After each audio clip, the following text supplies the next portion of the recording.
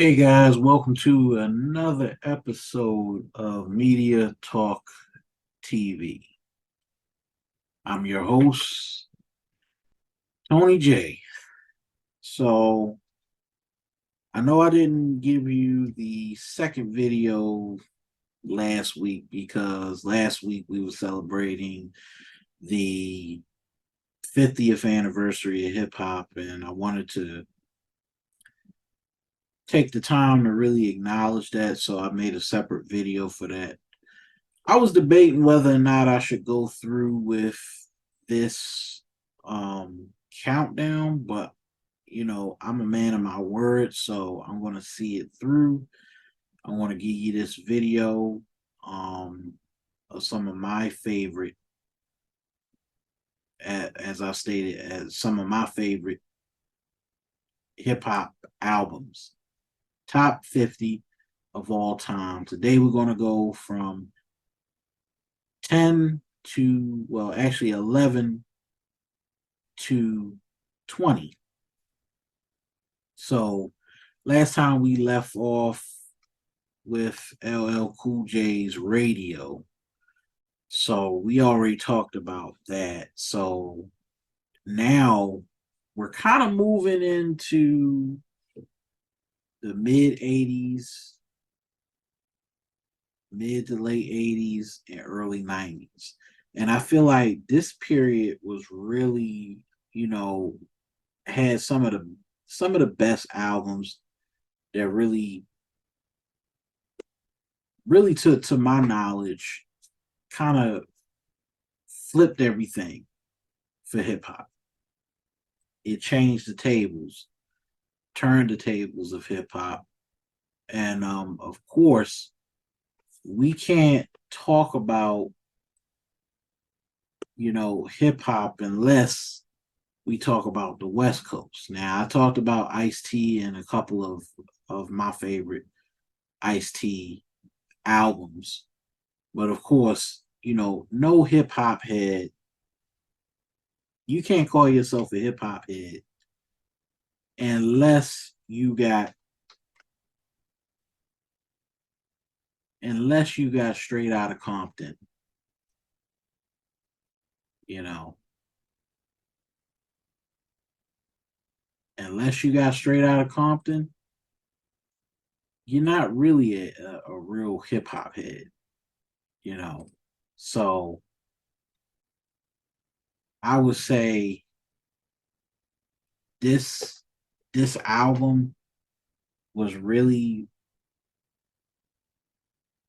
kind of what preceded Ice-T. Um, and like I said, I didn't start listening to Ice-T until maybe my 10th grade year. I knew about Ice-T when I heard the song Colors, and when I heard High Rollers, which is one of my favorite songs from him because it tells a very particular tale about drug dealing and what the end result of being a drug dealer will lead you to. Those are one of my favorite songs. But Straight Out of Compton, it had some good songs on there. All. I wouldn't say the album really kind of like, there were a couple of songs on there that I like. Gangsta Gangsta had to have been one of my favorite ones. It just felt and sounded different. And it really sounds different when you put your headphones on for the first time. You're 14 years old, and this is the first time you're listening to NWA. So imagine what goes through a teenager's head even then when they first listen to that album. It had to be a reason why Straight Outta Compton is one of the greatest albums of all time and still is. And I don't make any, you know, I don't have any criticisms for that. Um, it's just one of those albums that I really enjoyed.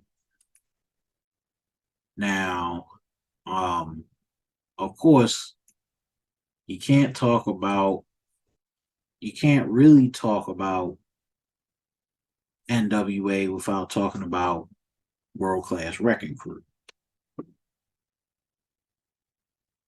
You know, World Class Wrecking Crew is one of those groups.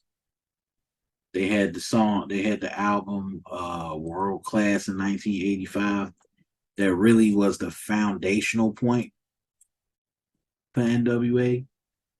I listened to um I listened to that album. It's actually I'll be honest with you. This is my first time actually listening to that album, that whole album. Um they had one song on there about gang banging. So that was one of their albums, and it was actually different because there wasn't a hardcore rap base in LA at the time. At the time, World Class Wrecking Crew came out, so this is like LA Dream Team and also Dr. Dre. But they did a song on this album. You might want to check it out. It's called, you check it out on Spotify, called "Gang Bang You're Dead," and they talk about Bloods and Crips in that song. And it's probably one of the foundational points where they're actually starting to talk about what's going on in Los Angeles. So when that precedes that, and then you go back and then you get straight out of Compton. So everything kind of goes smooth in a sense that there's already being this is kind of like the formation of what gangster rap becomes. Another album that is also my favorite, and you probably I guess people already heard that song. Hey DJ, let's play that song, keep me dancing all night. So that song, World Famous Supreme Team, that one right there. Crazy song, beautiful song. I remember hearing that song like, it's very, very New Yorkish, I would say. Um, and there's the song Buffalo Gals, which is that's one of the first of those songs. But World Famous Supreme Team, of course, with Malcolm McLaurin, you know, those are what we call electro funk records. So all that stuff that kind of came out in the early 80s kind of comes under Africa Bambaataa. So, you know, the Johnson crew, um, and a lot of other great albums that came out early that didn't really have a lot of lyricism in it, but it was all about, breaks and sampling and drum machines and stuff like that. I thoroughly enjoyed that song. Um, wouldn't have had it any other way. And then we got to get to one of my other favorites, UTFO, Untouchable Force MCs. It's another one, number 14, Untouchable Force MCs, Roxanne, you know, and the Roxanne Wars. You can't be no hip hop head unless you known about UTFO and how important they are. A skeezer, pleaser, educated rapper. Those guys really personified the sound for Brooklyn rap. Because before UTFO, the Fat Boys were the first to come out of Brooklyn and really put Brooklyn on the map. And then of course that followed um what's his name? Yeah, UTFO, Full Force, Cutmaster DC that did Brooklyn's in the House, and then of course with the Juice Crew, Big Daddy Kane. And then out of all of that, with Brooklyn has its own separate history when you think about hip hop. Brooklyn kind of comes in later down the line, maybe mid 80s. But with UTFO, they were the first group to really put Brooklyn on a map because not a lot of things were happening in Brooklyn during that time, especially in the early 80s. All of the music that was coming out of New York was coming from Harlem and the Bronx. And maybe later on in the mid 80s, then you start to hear Queens with Run DMC and Juice Crew and a lot of other people. Now, got to have a mention of Philly. You know, you can't talk about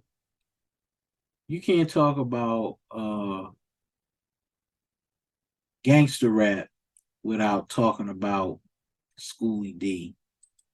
Saturday Night album. One of the first ones. I love Saturday Night and PSK and Parkside.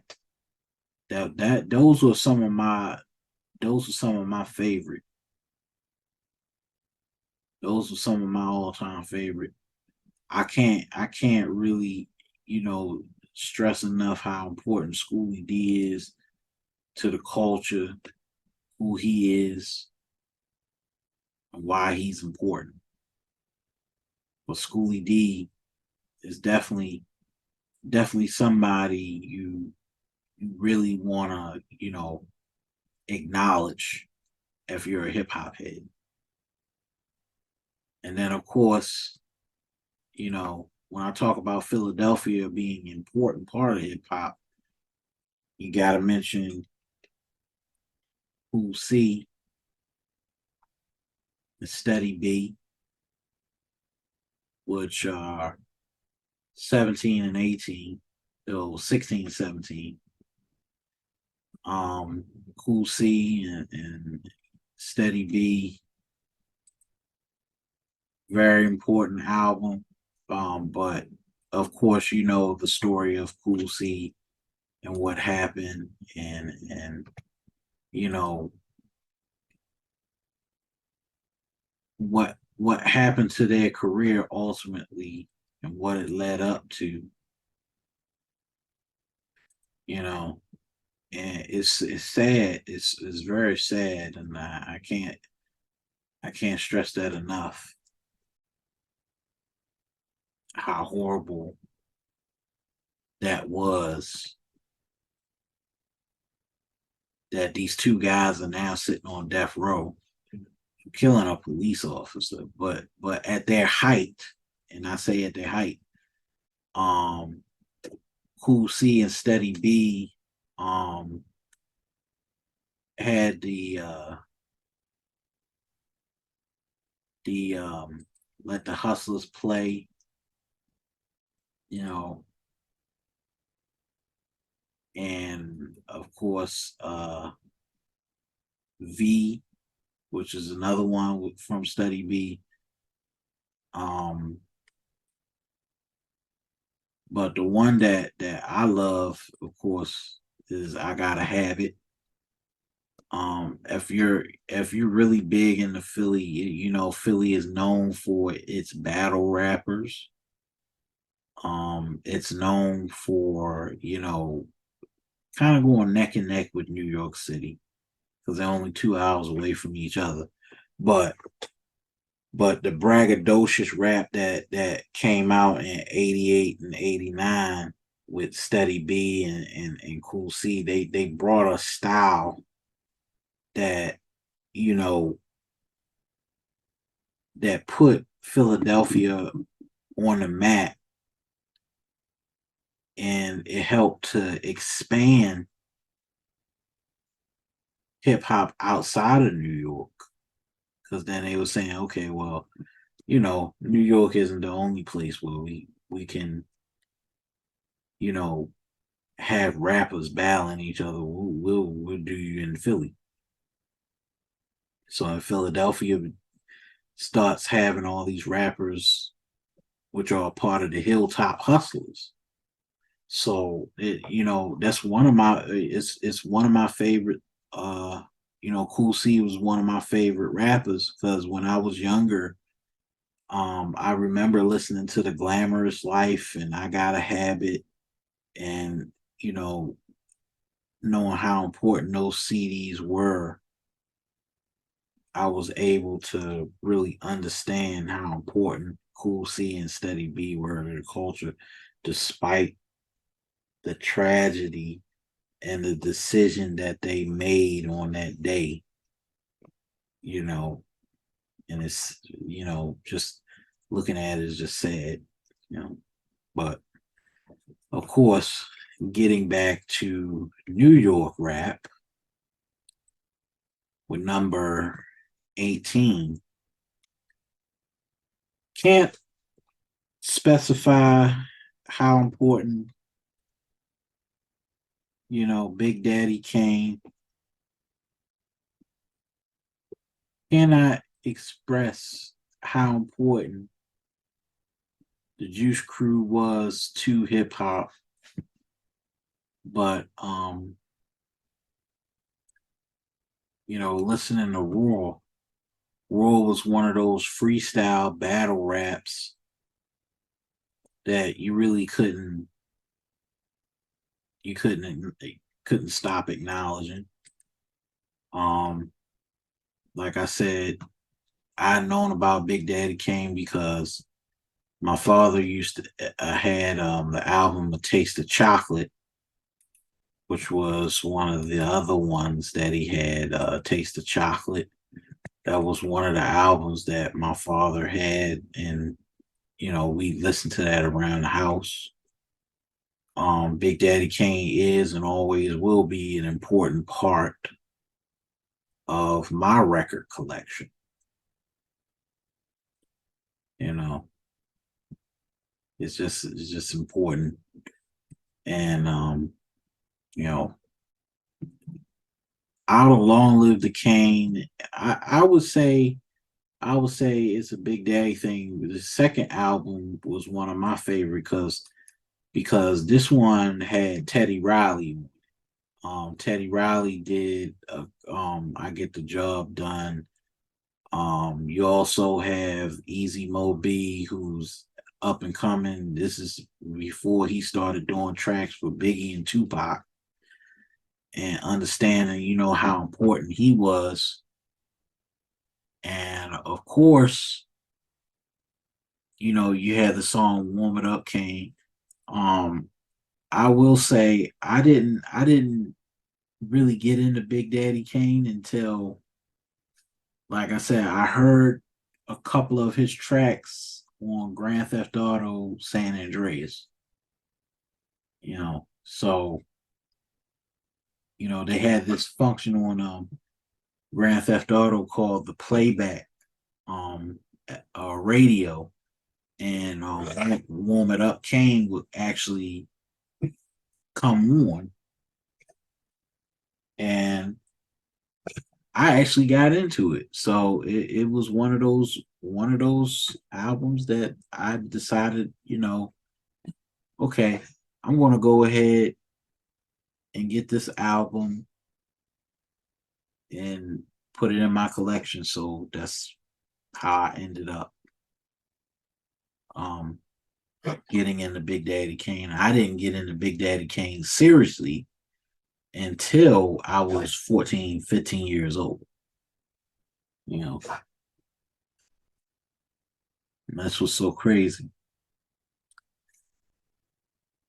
Um, and then I can't talk about anything else like, the 19th one, I would say, was my favorite was BDP again, you know.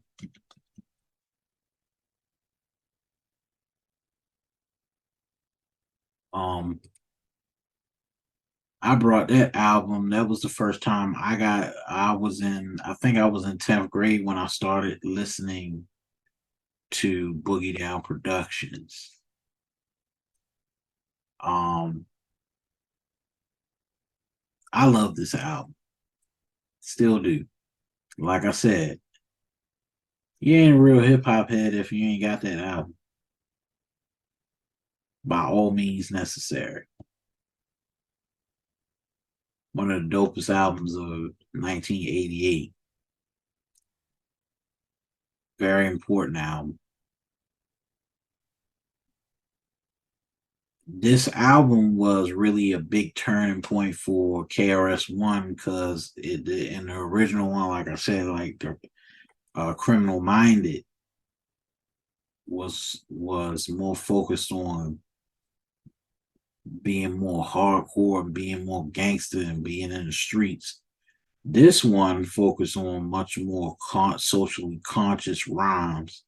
He changed up his ideals and tried to reform his persona, not to be the gangster, but to be the teacher. So that album was really, really important. And of course, can't talk about how important Kool D is when he came out with that album. I remember listening to Kool D when I was like probably I would say 7 years old.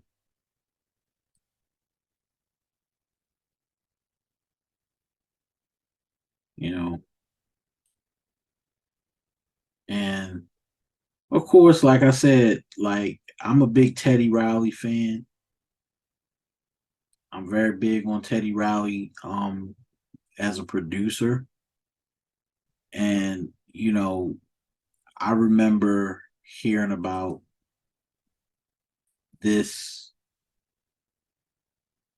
this song, how important it was, and How You Like Me Now was one of the greatest battle songs of all time. Because of course, when that came out, then LL Cool J went back and forth, started this whole back and forth between L Cool J and Kumo D and the whole Jack the Ripper thing, and it is just a beautiful, beautiful album. Um, like I said, I can't forget to mention that Kumo D brought a lot of. He's responsible for bringing a lot of intellect and large vocabulary to the rap scene, unlike Rakim. And that's one of the most important things that I had to really acknowledge. His stuff really changed, battle rap in general. He turned Kumo D was the one that went up against Chief Rocker Busy B. And of course, he's one of the first battle rappers to actually take him down. And then the transition, because this is what makes Kumo D very special in my eyes. Kool Moe Dee comes from the old school where everything is more simplistic. He was the only artist to successfully transition out of the old school and into doing doing well when hip hop reached its golden age in 1988. So then he was continuously releasing albums despite the fact that he was with Treacherous 3 and his his skill set, he had to retool his skill set in order to catch up with where rap was actually going. And he was able to do that, unlike his other predecessors, you know. And that's what's very important to note.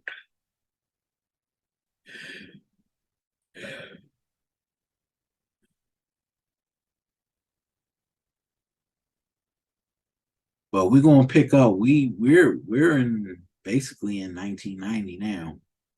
But I want to do another video and I'm gonna jump into a lot of the 90s records because I really want to get to a lot of the 90s stuff because I feel like it's important. I don't have what you might call the conventional list. You know, everybody's favorite is going to be different. But my list is going to be different from everybody else's because it's going to be really, really unexpected. But you can only have one particular favorite out of all of those. So, you know, when I talk about some of these albums, I don't want you to think, well, I'm not going to talk about the 90s. We're going to get to the 90s in the next video. I just really wanted to talk about the 80s a little bit because that's important to me. You know, if you want to be a hip hop head, you got to embrace every decade, whether you like it or not. So, you know, hit the like and, you know, share it. You got an issue, I'll bring it up in the next video. This is Tony J, and this has been another Media Talks TV. I am out.